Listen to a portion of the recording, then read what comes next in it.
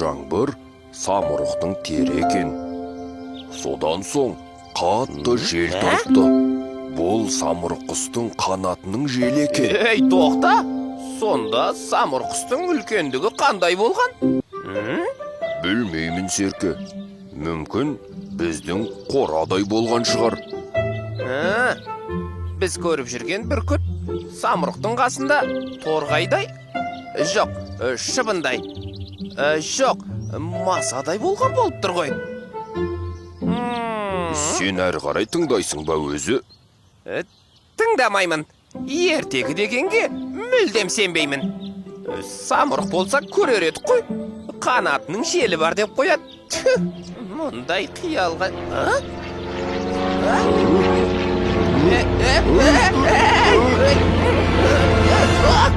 Ойбай, бұл не бәле? Білмеймін, Серке. Самұрық сияқты. Желі сұмдық екен. Самұрық деймісің? Желі қанатынан емес, артынан шығып бара жатқан сияқты ғой. Анауың қайда кетті өзі? Әне, қырға қонды. Жүр, артынан барып көрейік. Әй, сен жаңа ғана самұрыққа сенбеймін деп жатыр едің? Енді көрдім де сендім. Көрмесем сенбейтін едім.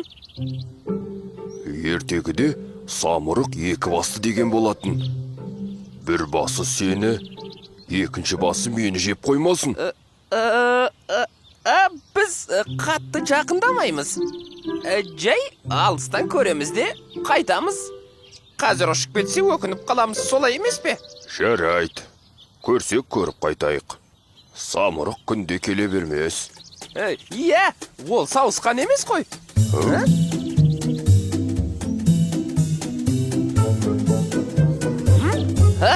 Ей, бұқ басыңды. Самұрық көріп қоймасын. Ер соңымнан.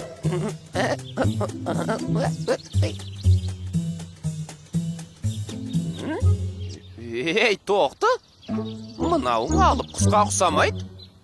Әне, доңғалақтары бар. Самұрықты ешкім көрмеген. Оның қандай болатынын да білмейді. Тек ертегіде жазылған. Ей, сен де ертегі деп қоймай қойдың ғой тіптен. Қарасаңшы өзің, тұмсығы қайда, қауырсыны қайда. Бұл ұшатын техника сияқты. Иә, қанаты бар, бірақ құс емес. Ұшқанын өз көзімізбен көрдік қой. Не де болса барып көрейік. Самұрық болса, мойның бұрып қарар еді ғой. Қане, тұр кеттік, жақындайық. Барсақ барайық.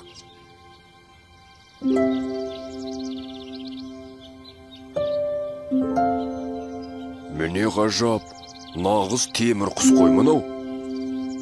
Ей, тоқты, мұнда кел, қорқпа. Кейін самұрыққа міндік деп айтып жүреміз. Ей, Серке, сен абайла, ұшып кетіп жүрмесін. Несі бар? Ұшсақ ұшамыз да? Рас айтамысың? Иә, бала кезімнен аспанға ұшуды армандайтынмын. Міне, бүгін сәтін салса, арманым орындалады. Қане, кел, неғып тұрсың? Мынауың не деген көп тетіктер өзі?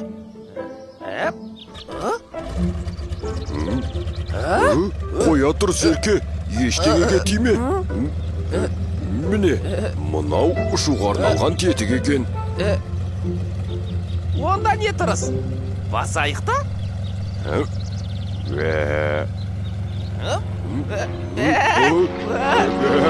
Кеттік. Серке, біз ұшып барамыз. Юху! Біз ұштық! Жерді қара, алыста. Анау біздің қора. Биіктен қарасаң кішкентай ғой. Әне, анау бұқа жайылып жүр. Бұр сонда. Қазір. Бір сәресін алайық.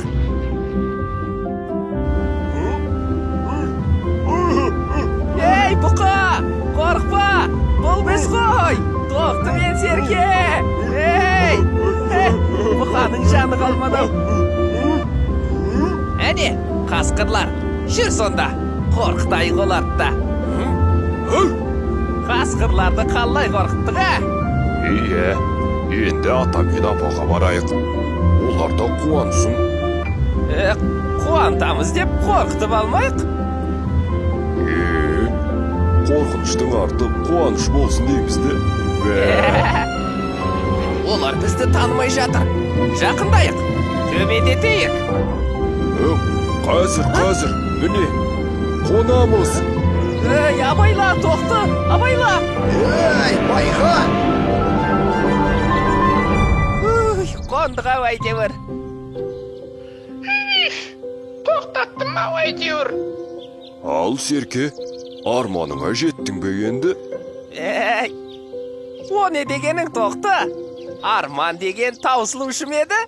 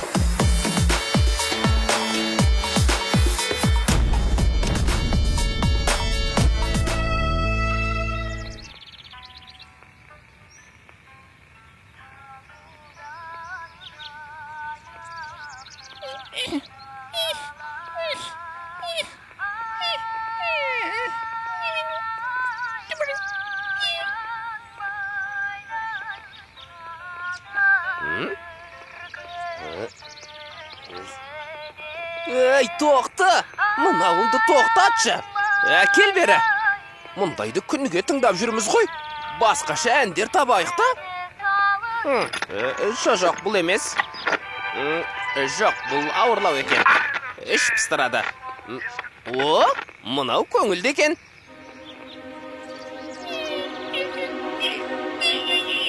Осы ән қай елдік екен? Білесің бе, тоқты? Білмеймін, Серке. Мүмкін Латын Америкалықтардың әні болар. Немене бәле, ат ұзақ қой. Ол қай жақта? Алыста болса керек. Алыста екені түсінікті ғой. Нақтырақ айтсаңшы. Мысалы, жер мынандай добалақ болса, соның қай жағында? Егер біз мұна жақта болсақ, олар жердің арғы жағында. Қысқасы жердің бір жерінде десейш? Ие, солай. Мұхиттың арғы жағында. Шіркін, сол жаққа саяхаттап барып қайтсақ қой. Ол жақ тіпті өзгеше шығар. Білмеймін, Серке. Ол жақты көрген жоқпын ғой. Сен де. Қазір заманда күрделеніп кетті. Шетелге саяхаттау үшін виза ашу керек, сақтандыру жасайсың. Одан басқа кеден, туристік салық дегенде көбейіп кетті. Кілең бюрократия. Меніңше, ол кедергіні айналып өтуге болады. Қалайша? Мысалы, бұлақтар жылғаға құяды, жылғалар өзенге құяды, өзен мұхитқа құяды. Демек... Тамаша! Ойыңды түсіндім, тоқты. Ендеше, іске кірісейік.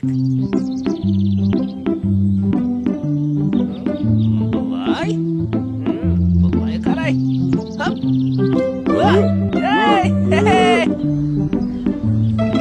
Ал ендеше, саяхатымызды бастаймыз. Кеттік, тоқты!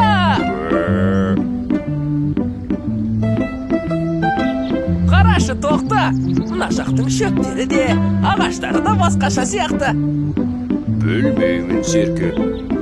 Сен де әсемдікті дұрыс сезіне білмейсің. Қарасаңшы, мына жақтың гүлдерінің иісі де өзгеше. Тоқты, қалай ойлайсың? Мұхит әлі алыста ма? Меніңше алыста. Әне, кеш батты. Таңға дейін ұйықтап тынығып алайық. Мұхитпен жүзуге де күш керек.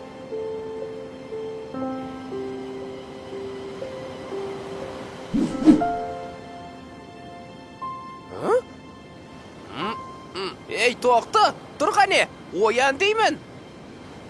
Не болды, Серке? Қарашы, біз мұхиттамыз. Эй, біз мұхиттамыз. Біз мұхитты бағындырдық. Тоқта, біз екеуміз мықтымыз. Эй, ей, тоқта, бұл не болып кетті өзі? Меніңше дауыл тұратын сияқты. Енді не істейміз? Құрыдық қой, тоқта. Бірдеңе десеңші. Білмеймін, Серке. Тоқта, тұр. Біз қайдамыз?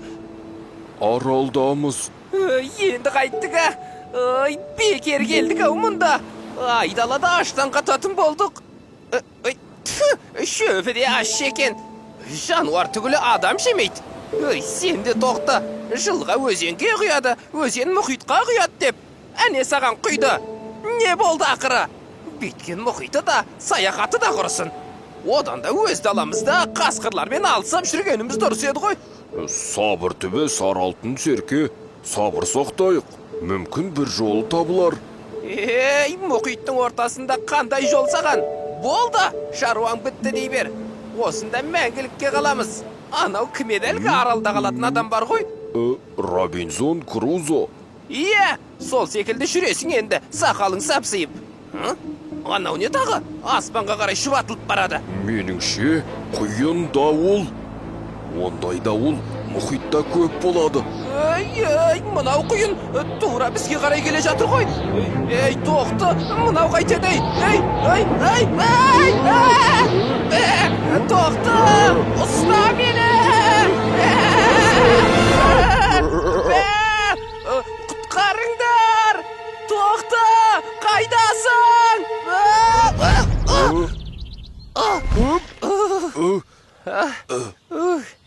Тағы қайда келдік?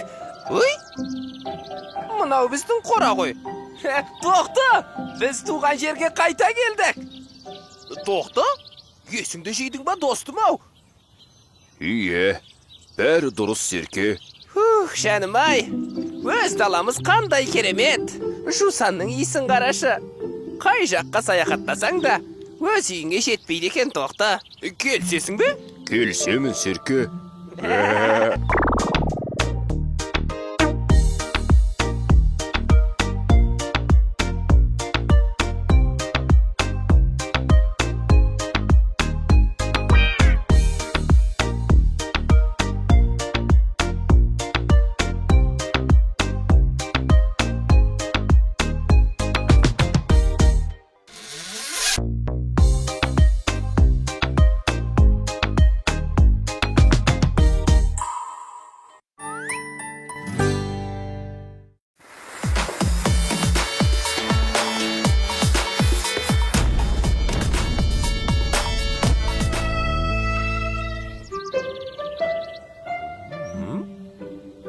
Ей, оқымысты, тағы не оқып отырсың?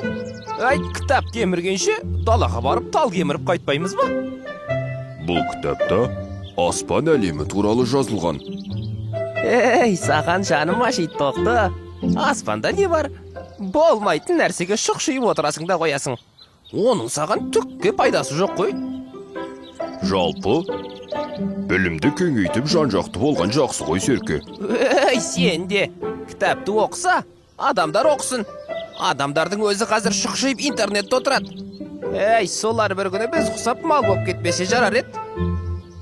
Білмеймін, Серке. Білімнің де пайдасы бар ғой. Ей, тоқты, ананы қарашы. Әне, бір нәрсе зырылдап ұшып барады. Не болды екен?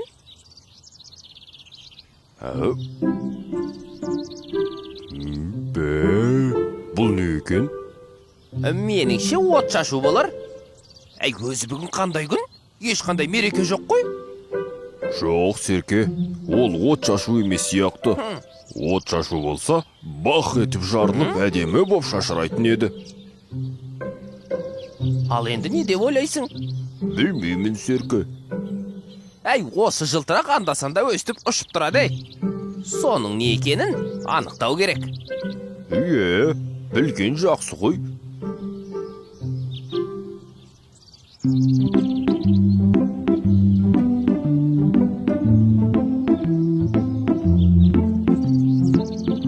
Ай, осы біз бекер шықтық.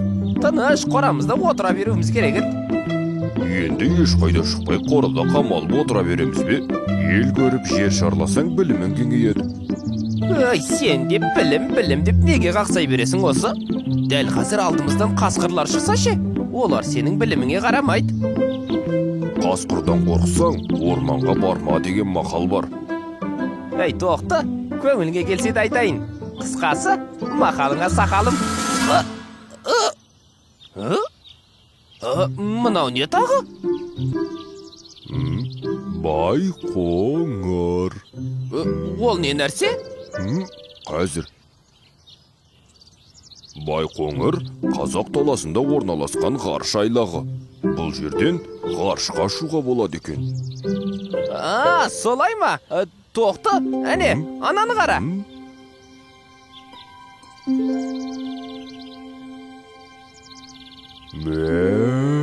Ғарыш кемесі?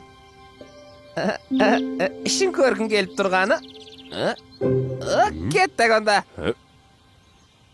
Тоқты, қалма, тезірек. Қазір.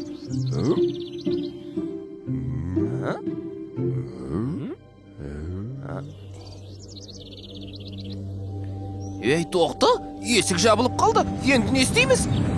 Білмеймін, Серке.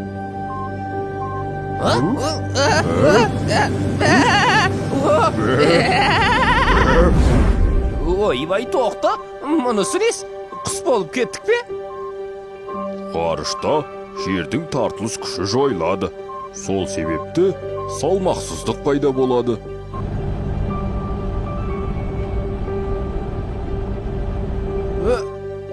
Ой, мынау қайтеді? Тоқты, енді не болды? Ғарышта әртүрлі көлемдегі астероидтар деп аталатын аспан денелері болады. Мыналар астероидтар екен. Тоқты, ананы қара. Тоқты, байқа. Әне, тағы біреуі. Тоқты, оңға. Тоқты, солға. Ай.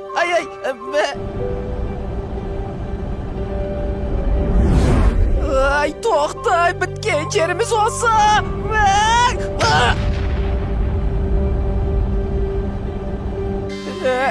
Ай, тоқты, енді не істейміз? Құрыдық қой. Айттым саған қорада отыра берейік деп. Әне, не болды?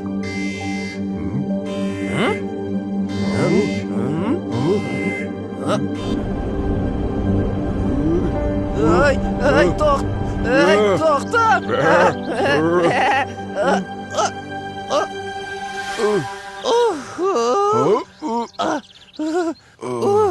Аман есен жерге жеттік бай. Зәрем қалмады ғой. Енді кәрі ешқайда шықпаспын.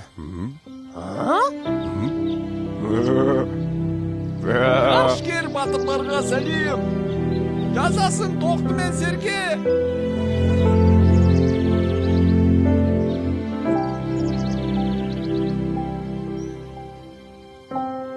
Ей, тоқты, үйде омалып, қорада қамалып отыра бермей шыққанымыз қандай жақсы болды. Қарашы, бір сәтте батыр атанып шыға келдік. Ал сен өзіңді батыр сезінесің бе, тоқты? Білмеймін, Серке. Ой, сен де. Ай.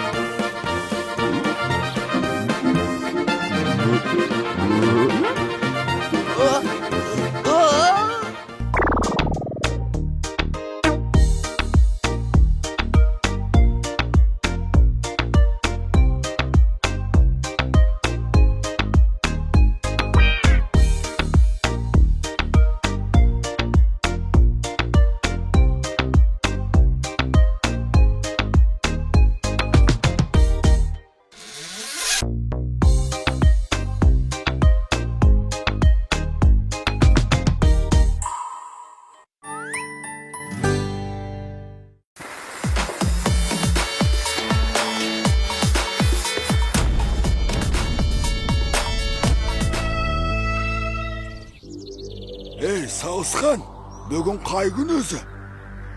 Сәрсенбі, сәтті күн. Онда бүгін бір жақсылық болса екен. Сәтті күнді біреу бізге жасап бермейді. Оны өзіміз жасауымыз керек. Ендеше жасайықты, нені күтеміз? Ал сәтті күнді несімен сәтті қыламыз? Бізге дәл қазір не керек өзі? Әрине тамақ керек. Иә, қарнымыз қабырғамызға жабысып өлетін болдық қой. Бір рет болса да қарнымыз тойған емес. Ендеше соны жасаймыз. Нені жасаймыз?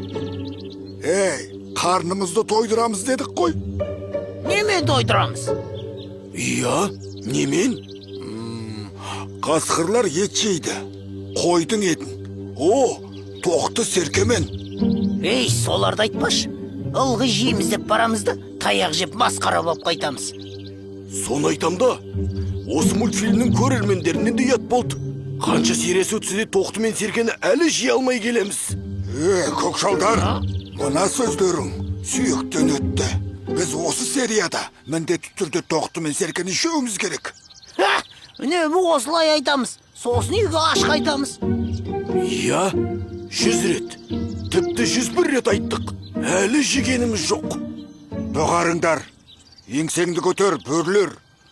Көңілін түсірген көкшалға жараспайды. Жейміз дедік бе? Жейміз, болды. Олай болса серттесейік. Иә, алған беттен қайтпайық. Достықты сатпаймыз, аққуды атпаймыз. Бірақ тоқты мен серкені жемей қайтпаймыз. Кеттік. Алға қасқырлар. 1, 2, 3. 1, 2, 3. Адамның кәдесіне жарайтын нәрселерді жазса болады ғой. Серке, сен не, адамсың ба? Тоқты. Сен де сөзден ілгіздемей тыныш отырш. Адам болсын, жануар болсын, бір қоғамда өмір сүреміз. Мұнда ақыл кеңес жазылыпты. Қалай көңіл күйді көтеруге болады? Қане, күйзеліске түскенде әркез медитациямен айналысқан дұрыс. Тоқты, медитация деген не? Медитация жаныңды өзің қалаған күйге түсіру. Жан күй деп не деп кеттің? Түсінікті етіп айтсаңшы? Қаласаң, медитацияны жасап көрсетейін. Әрине. Қане, көрсетші. Ендеше, мені мұқият тыңда. Серке, көзіңді жұм. Енді көз алдыға елестет. Сен сонау мұхиттың ортасында қаралда жалғыз отырсың. Жалғыз деймісің? Ал сен қайдасың? Айнала тып-тыныш. Тек толқынның ғана үні естіледі. Алдыңда хош иісті гүлдер жайқалып тұр. Қасқырлар! Тоқты! Қасқырлар! Серке, мұның не?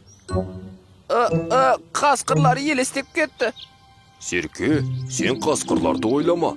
Басқа жақсы нәрселерді ойласаңшы. Қандай рахат! Мен теңізді осыншалықты әдемі деп ойламаппын.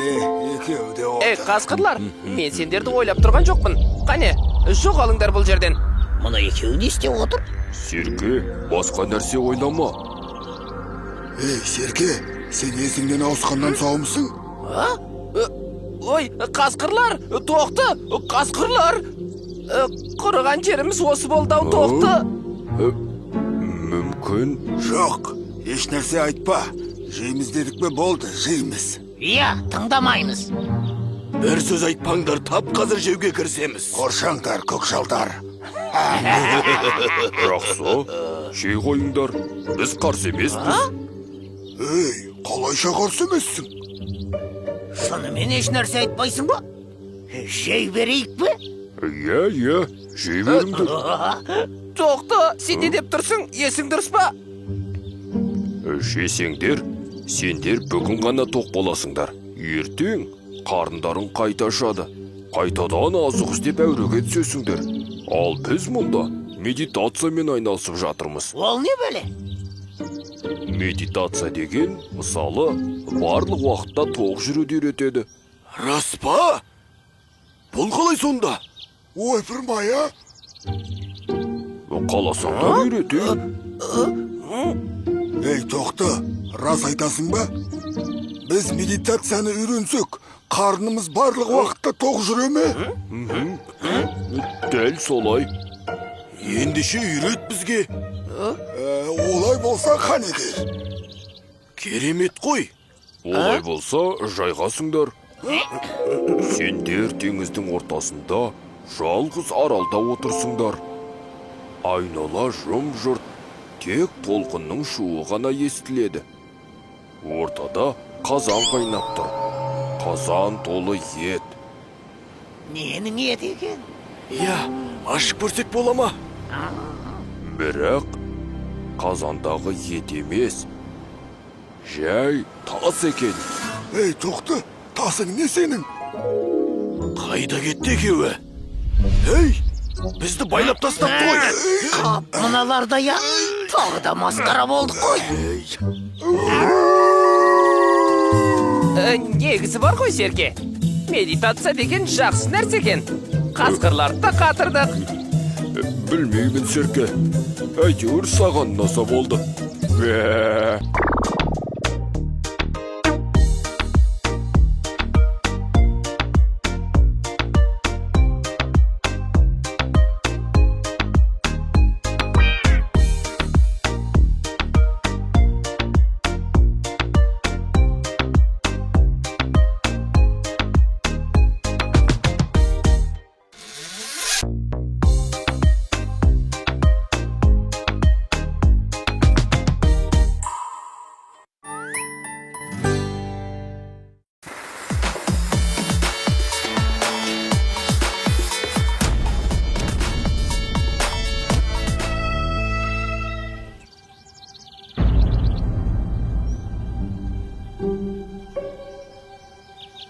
Не болды? Бар ма бірдеңе? Тыныш, үркітесің. Кімді? Ешкім жоқ қой. Қазір келеді. Кім келеді? Аю ма? Аю? Кәне, қайда? Ей, тыныш. Әне, келе жатыр.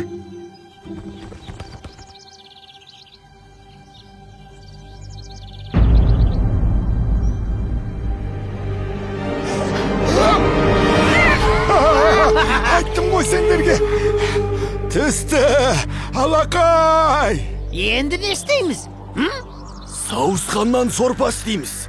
Керемет дәмді болады. Масқара! Алдап соқты!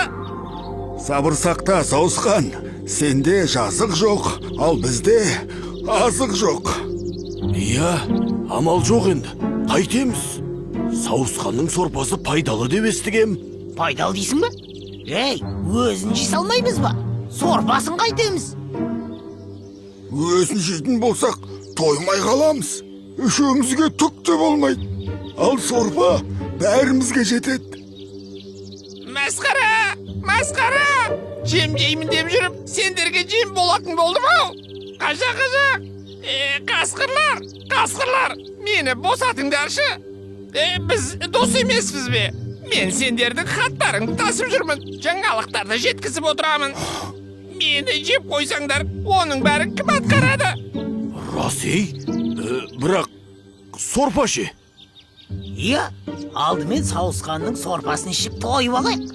Сосын көрерміз. Жоқ. Одан кейін бәрі кеш болады. Мен жоқ боламын. Ей, сен қайда кетесің сонда?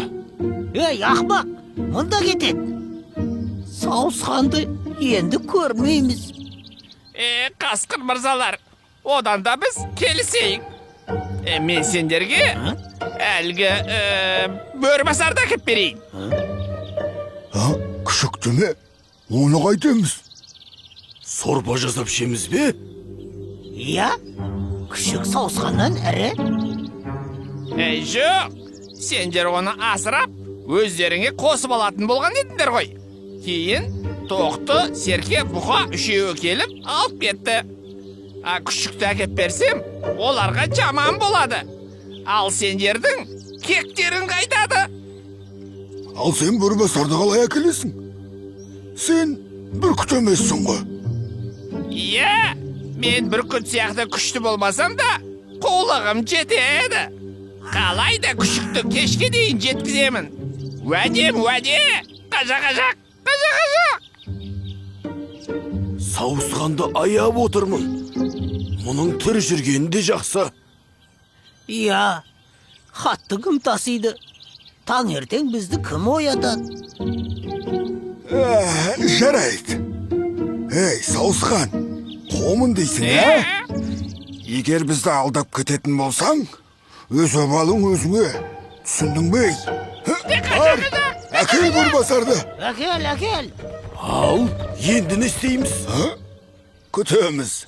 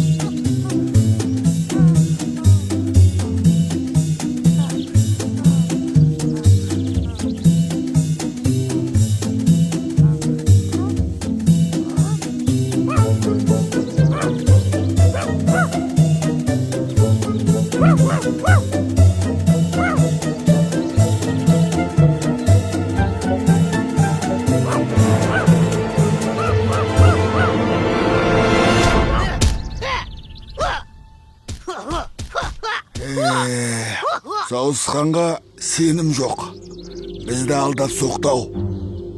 Сауысқанның сорпасын ішіп тойып алғанда болар еді. Иә. Ей, әле сауысқан.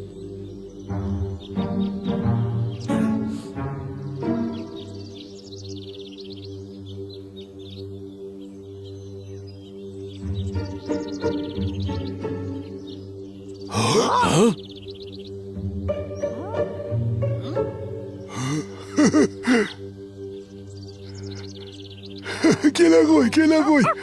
Бөрібасар? Міне нағыз бөрі. Бізге сауысқанды алып келді. Ей, оны мен әкелдім, ақымақтар. Келе ғой Бөрібасар. Кә. Біз саған қазір сауысқаннан сорпа жасап береміз. Масқара! Қажақ!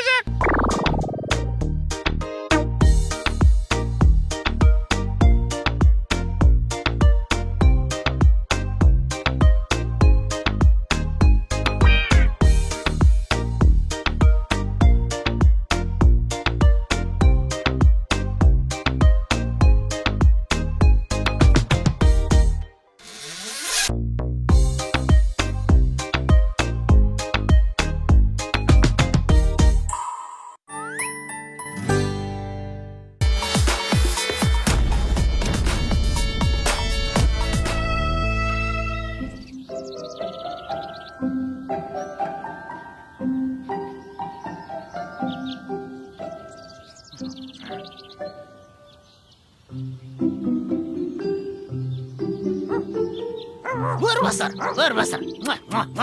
Сен бөрісің, мен қоймын. Ақымақ.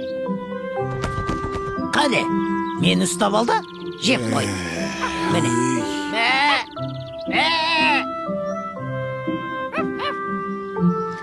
Ей, қоймын деп айтпа. Маңырай берме. Әйтпесе, мен жеп қоям сені. Ей, біз күшікке.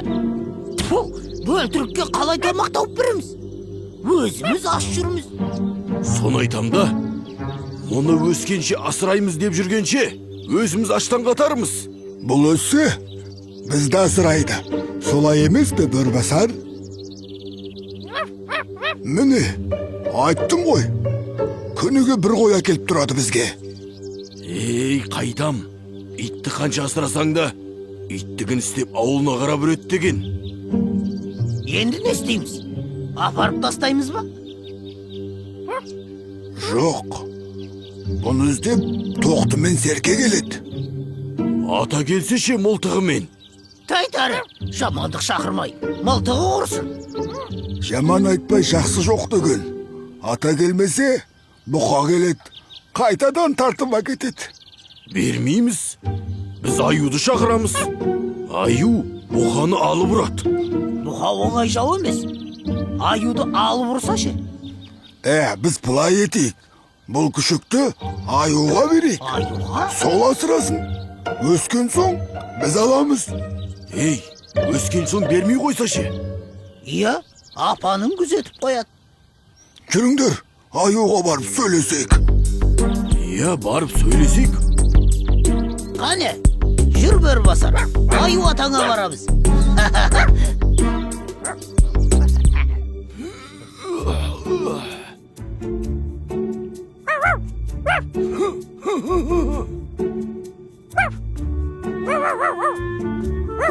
Айеке, саған Бөрібасарды алып келдік.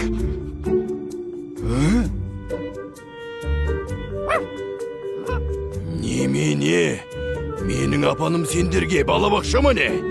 Тапқан екенсіңдер ақмақты. Мен асырап өсіріп берем, ал сендер алып кетесіңдер ма сонда? Жоқ, біз саған көмектесеміз. Тамақ әкеліп береміз күшікке. Маған ше, маған әкелмейсіңдер ма сонда? Әй, сен дәу болдың ғой. Ят емес па сен асыраған? Иә, бірақ не ғой? Не ғой? Мына күшікті не алмайсың ба? Аю деген атың бар. Бір күшікті асырай алмасаң не қып жүрсің? Мен түсінбедім. Сендер не маған міндет қып тұрсыңдар ма? Үндемеген сайын үдетіп баратсыңдар ғой тіпті. Кешір аю, біз сәл қызбалыққа салынып, бұл күшік өскенде сені қорғайтын болады. Мені ме? Иә. Мынау кішкентай күшік. Мені кімнен қорғайды? Адамдардан қорғайды. Сенің ұйқың қатты. Аю ұйқы. Бір ұйықтасаң, оянбайсың. Ал бұл мылтықпен аңшылар келсе, үріп белгі береді. Сен оянып қашып кетесің.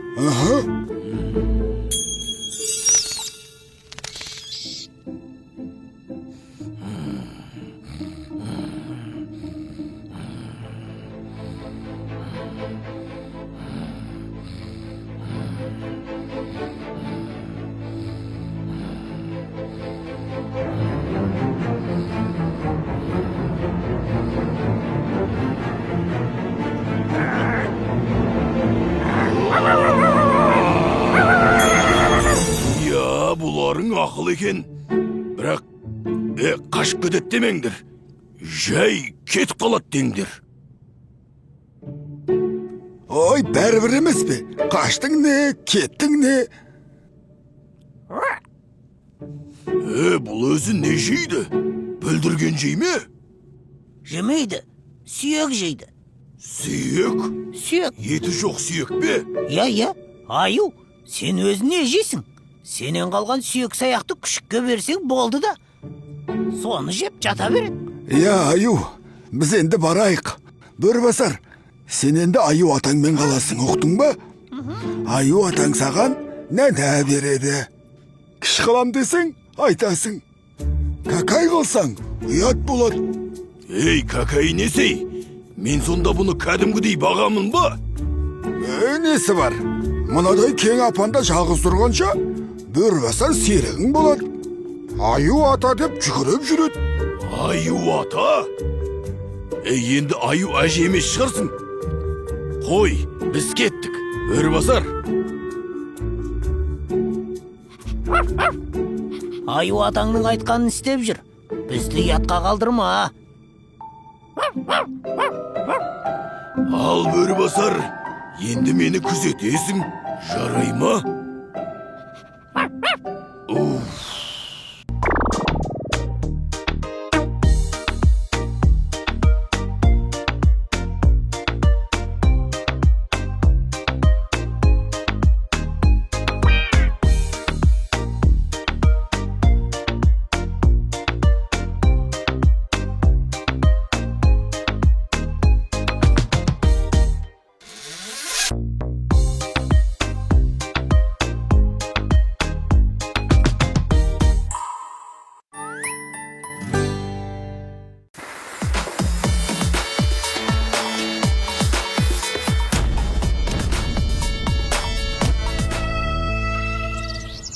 Ал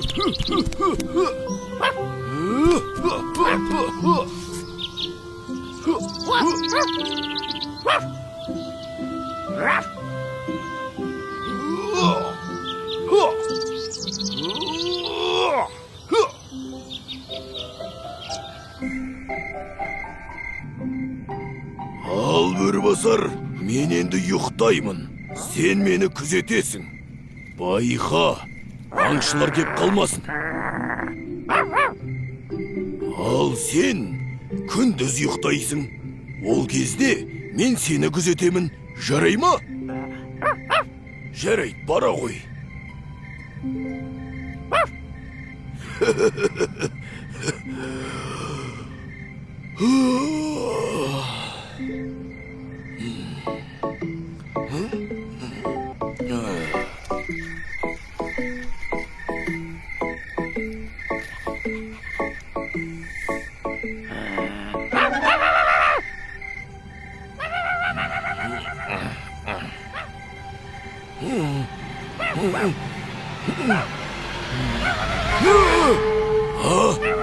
Аңшылар? Аңшылар, қайда жасырынсам екен, а? Бөрібасар! Хей, Бөрібасар! Кімге үріп жатсың? Аңшылар ма? Бөрібасар! Бөрібасар! Бөрібасар дейм.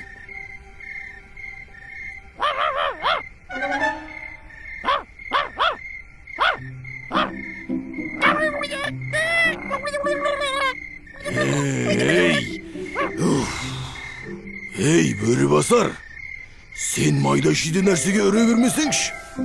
Қорқытып қойдың ғой мені. Аңшыма десем, қайдағы бір қоңыз. Өй, сен де, ұйқымды қашырып.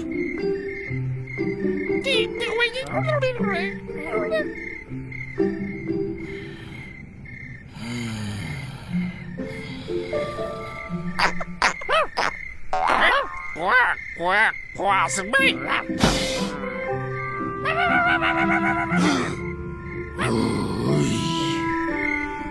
Зәремді ұшырып біттің ау сенде. Бөрібасар, бер кел.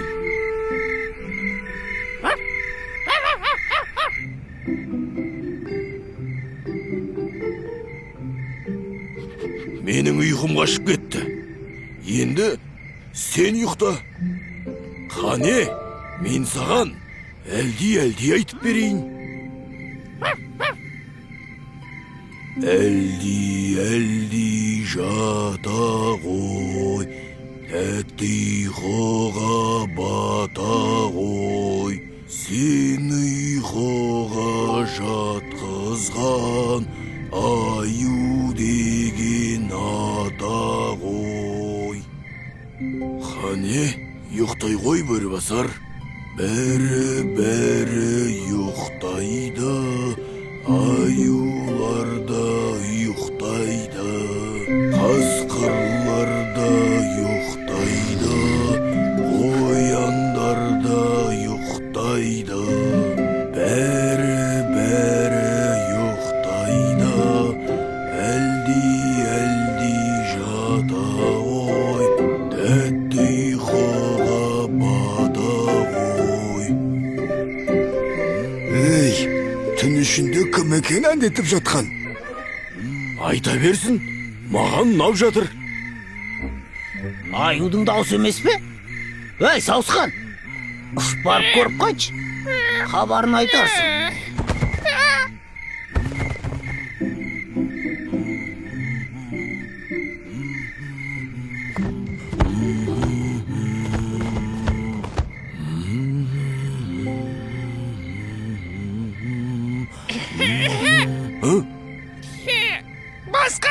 Масқара! Аю ән айтуда. Бала күтуші аю. Масқара!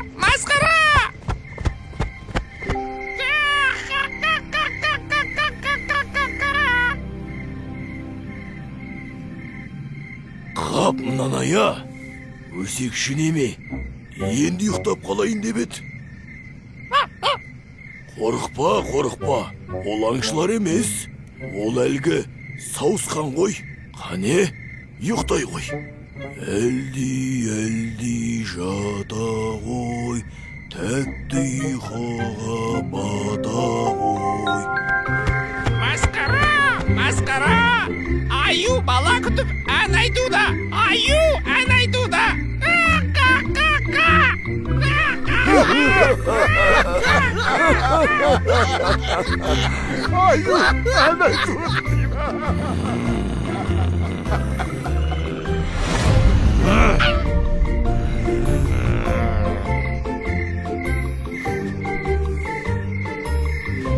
Ал Қанекей, бара ғой.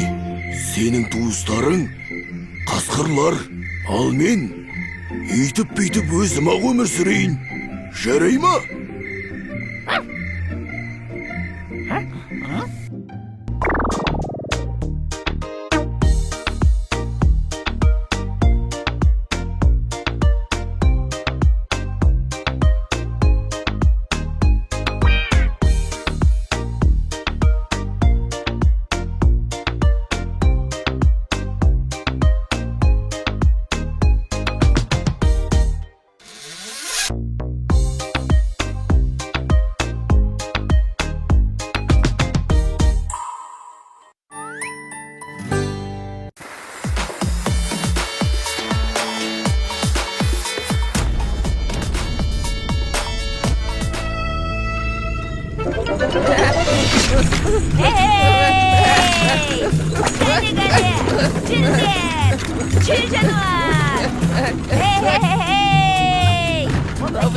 Bizga жетеді. Ой, тоқта деймін.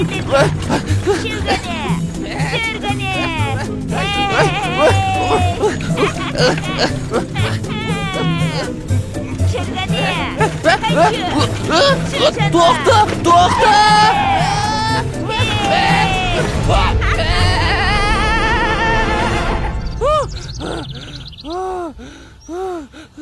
Ой, Серке, не болды? Түс көрдің бе, неден шошыдың? Анау әлгі апоқ кепті. Бе, қане, қайда? Ешкім жоқ. Түсім екен ғой. Зәрем қалмады ғой тіпті. Бе, ол баладан әрен құтылып ек. Енді келбей-ақ қойсын. Иә, бет аулақ. Құрысын. Масқара! Сендерге қонақ келе жатыр. Қажақ! Сауысқан шақылдаса, қонақ келет деуші еді. Иә, қазақта қонақ келсе қой сояды. Бізде қорада қой бар ма өзі? Сенен басқа қой көріп тұрғаным жоқ.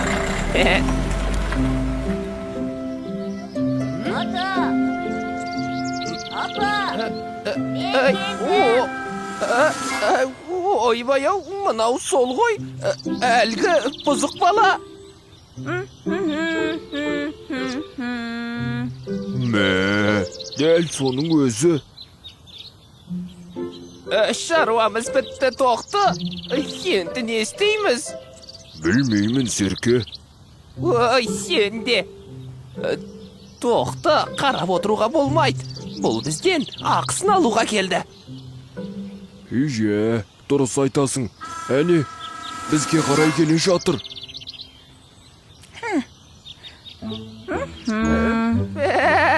Кешірші бізді, апоқ. Бізге тиіспе.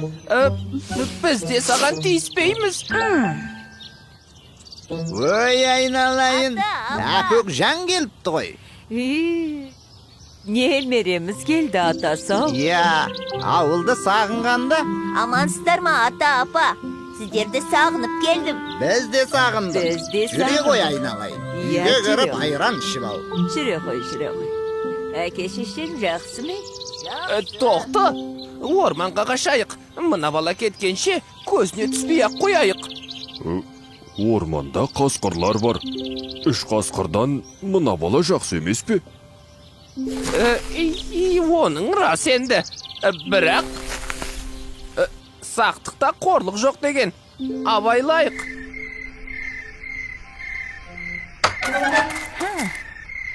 Ха.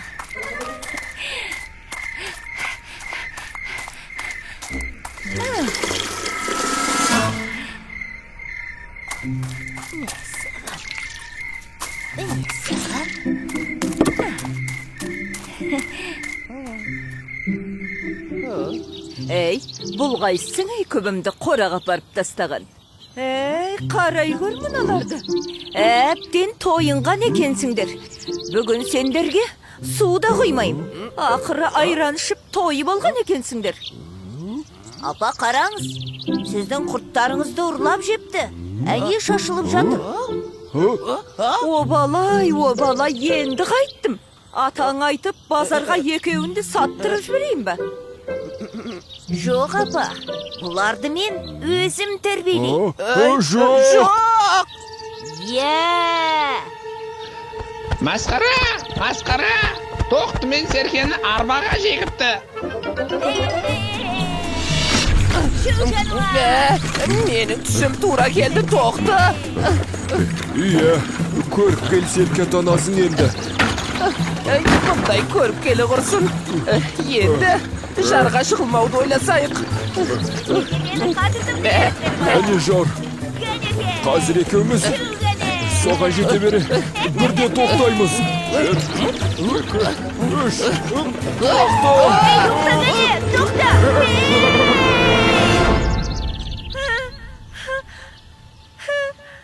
Құтқарыңдар! Ей, тоқты, Серке!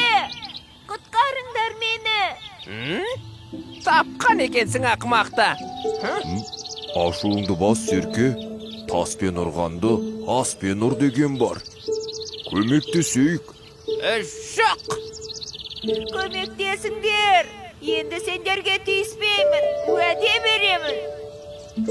Естимісің, Серке? Онда кешірім сұрасын. Кешіріңдер мені. Уа! Құлап барамын.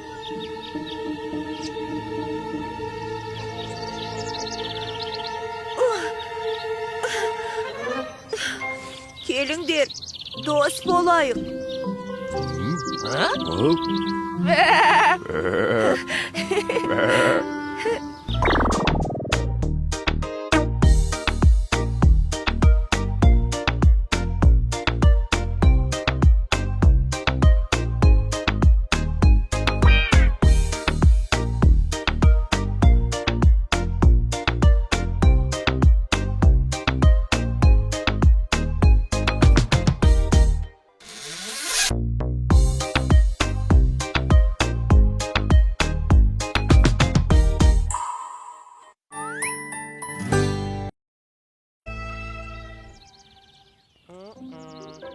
Есіңде болсын, тоқты.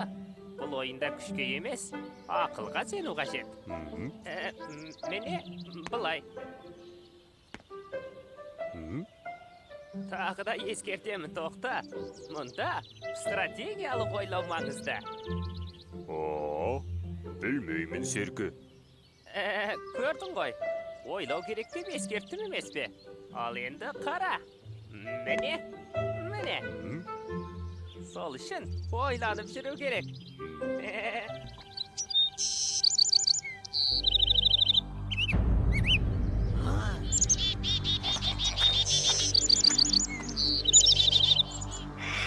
Kalem koyam. Жібер деймін, жібер. Тұмсыңды тырнап алам. Мысық, ал қоян қайда? Қайдағы қоян? Мен мысықпын. Көзіңді ашып қара. Ал қасқырлар мысықты жемейді. Я, біз қоян жейміз. Мен сені қоян екен деп қалдым. Құйрығың қысқа, құлағың ұзын болса, қояннан аумайды екенсің. Жоқ, мен қорқақ қоянға емес, жолбарысқа ұқсаймын. Міне, қара. Құйрығым да, құлағым да жолбарыстан аумайды. Жолбарыс деймісің? Күлдірмеш мысық. Сен қоянға ұқсайсың. Ал сен онда қойға ұқсайсың, қасқыр. Мен ба? Қойға? Сенің есің дұрыс па өзі? Мяу! Кімнің есі дұрыс, кімдікі дұрыс емес екенін әлі көрерміз. Сен мені кім екенімді ұмытқан сияқтысың. Есіңе түсірейін бе? Сен мысықсың. Жолбарысқа емес, қоянға ұқсайсың. Бітті! Мяу! Біткен жоқ, қасқыр. Бері қара. Денеңді бос ұста. Көзіңді жұм. Терең демал. Енді сен қойсың, қасқыр емессің. Ал енді айт, сен кімсің?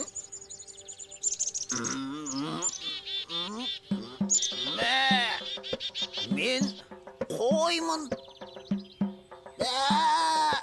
Шөп жегім келеді. Қасқырдан қорқамын. Солай ма? Бар енді, өз қораңа бар. Орман қауіпті. Қасқырлар көрсе, сені жеп қояды. Қаш, тез қаш. Кеттім.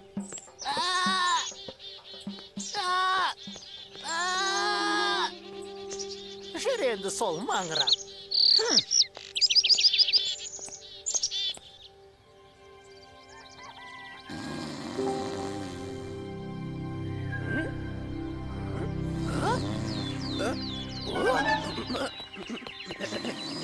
Ей, тоқта, тұр тез қашайық.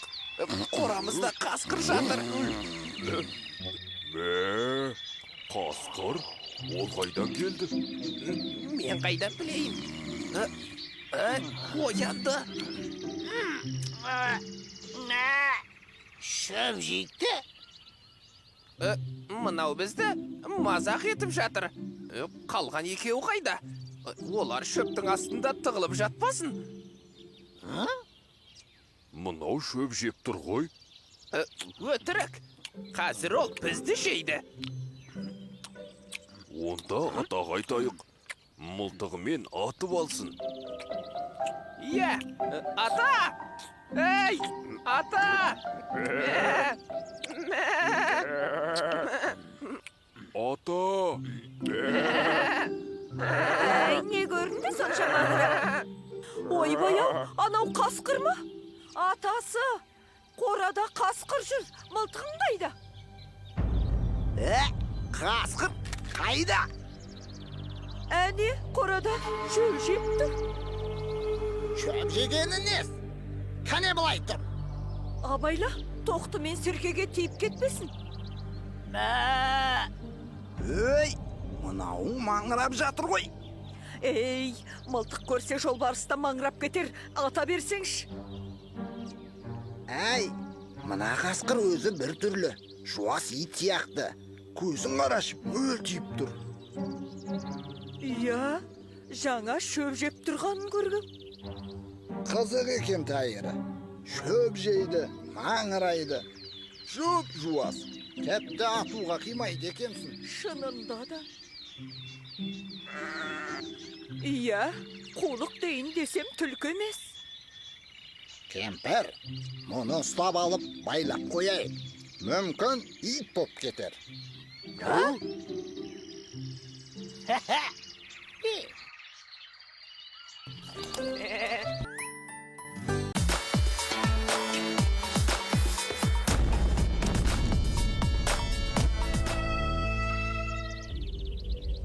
Орманды шарлап шықтым. Үшті кейлі жоқ. Қақпанға түсіп қалмаса жарар еді. Айттым мен оған. Ей, бөлінгенді бөрі жейді деп. Тыңдамады. Ал енді не болды? Аю жеп қоймаса, бөрі өзіміз емес пе? Бұл негізі қойларды қорқыту үшін айтылған сөз бол керек. Масқара! Масқара! Қасқыр қой болып маңырап шөп жеп жүр! Масқара! Масқара! Ей, сауысқан, не деп сандырақтап отсың сен? Қойынес, шөп жейт дедің бе? Ей, дәл қазір жөндеп түсіндірмесең, сауысқан, мия ауысқан етеміз. Менің емес, сендердің бөрібайларыңның мия ауысқан. Ол тоқты мен серкенің қорасында шөп жеп жүр. Қой сияқты маңырақ қояды. Масқара! Фу! Менің миым ауыс кетті-ау деймін. Сонда қалай болғаны? Түк түсінбедім. Мен түсіндім. Бөрібай ақымақ емес, данышпан. Ол өтірік есін жоғалтқандай болып, тоқты мен серкенің сеніміне кіріп алған. Сеніміне кірген соң, қораға да кіріп алған. Өтірік шөп жеп маңырап жүр. Не үшін? Ақымақ, біз үшін. Бөрібай ертең ақ тоқты мен серкені бізге алып келеді. Біз оларды не істейміз? Жейміз, қарын тойдырып асап жейміз. Иә, жейміз. Ей, сауысқан, мия ауысқан. Сен барда Бөрібайға сәлем айт. Бізден көмек керек болса, айтсын, барамыз. Иә, екеуге көмектесеміз. Бөрі азығы жолда, жеңіс біздің қолда деп айт. Қажақ. Ей, қайдам! Масқара! Масқара!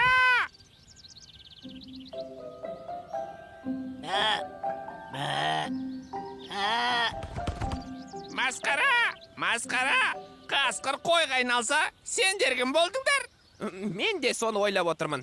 Мына қасқырға сенбеймін.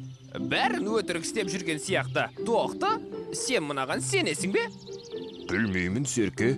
Қасқыр болса, бізге неге тиіспейді? Ата да, апа да мұның қой екеніне сен демес пе? Иә. Ей, қасқыр! Саған қасқыр достарың сәлем айтты. Мен қасқырлардан қорқамын. Олар бізді жеп қояды. Бәле саған, ұялмайсың ба? Сені де бөрі дейді-ау. Масқара! Ей, сауысқан, сен бекер келген жоқсың ау. Әлгі қасқырлар не деп жатыр бұл туралы? Келіп алып кетсін де мына пәлені. Қорамызда тыныш өмір сүрейік. Олар келе қоймас. Мынадан қалай құтылудың жолын білетін сияқтымын. Білсең айтсаңшы, сауысқан. Бір амалын жасайық та. Сиқыршы мысықты табу керек. Сол ғана мұны қайтадан қасқырға айналдыра алады.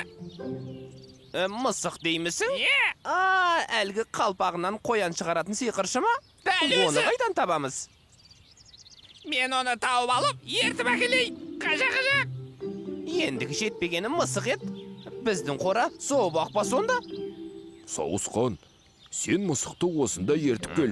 Мынаны қайтадан қасқырға айналдырсын. Жарайды онда. Бұл қайта қасқырға айналса, бізді жеп қояды ғой. Қорықпа, серке. Тезірек кел.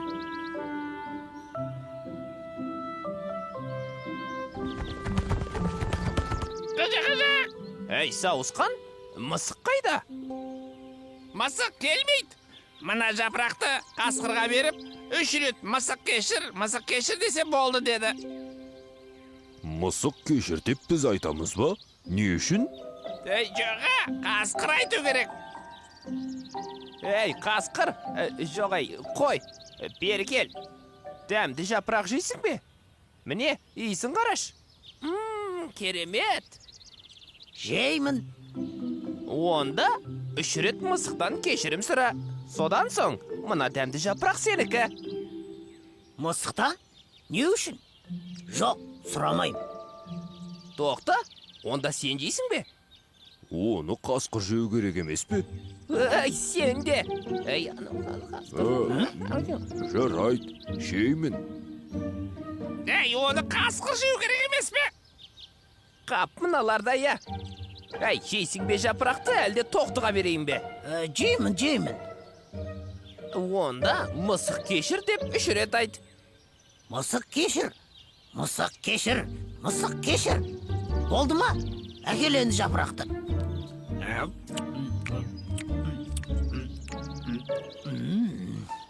Өй, сендер қайдан шықтыңдар? Менің достарым қайда? Өй, мен мұнда қайдан тап болдым өзі? Опа, ой. Қаш, қасқыр, қаш. Қазір ата көрсе, мылтығымен шығады. Koş. Ne? Qasqır qoydan qaşıp baradı. Maskara. Maskara. Kaçak. Kaçak. Kaçak. Kaskır kaçtı orman.